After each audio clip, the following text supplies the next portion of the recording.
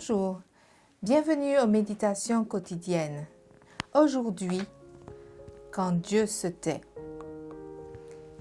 Éternel, c'est à toi que je crie, mon rocher. Ne reste pas sourd envers moi. Psaume 28, verset 1. As-tu parfois lancé ce même appel suppliant parce que Dieu gardait le silence dans ta vie? As-tu eu le sentiment que Dieu n'entendait pas tes cris de souffrance? Hier, nous parlions de la patience indispensable et de l'espoir en Dieu.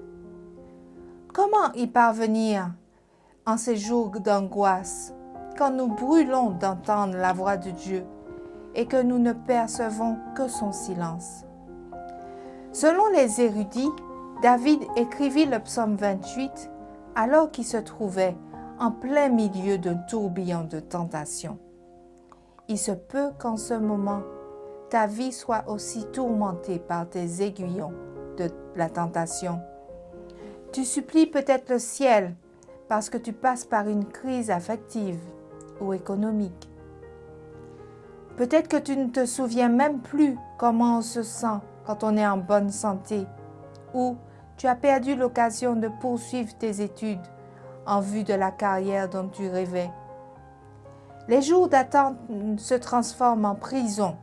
Tu appelles, tu recommences à lancer ton cri vers Dieu, mais rien ne change. Le psalmiste n'a pas été le seul à constater le silence de Dieu. Ouvre la Bible et laisse parler ces personnages. Abraham et Sarah attendirent bien des années la réalisation de la promesse d'un fils. Les cheveux de Siméon et d'Anne blanchirent avant qu'ils n'aient la joie de prendre dans leurs bras le Messie promis. Ta liste s'allongera si tu prends le temps de chercher les hommes et les femmes de la Bible qui ont passé par des circonstances semblables aux tiennes. Mais n'oublie pas une chose, tous reçurent la promesse divine. Tout comme David, ils entendirent l'apparent silence de Dieu et purent finalement s'exclamer « Béni soit l'Éternel, car il écoute la voix de mes supplications. » Te rends-tu compte? Aussi désespéré que puisse paraître ta situation, aussi longtemps que se prolongent les jours, les mois ou les années pendant lesquelles il ne te semble qu'entendre le silence divin.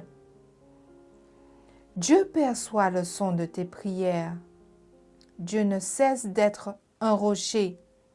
Quand Dieu se tait, c'est qu'il œuvre en ta faveur. Bonne journée et à demain.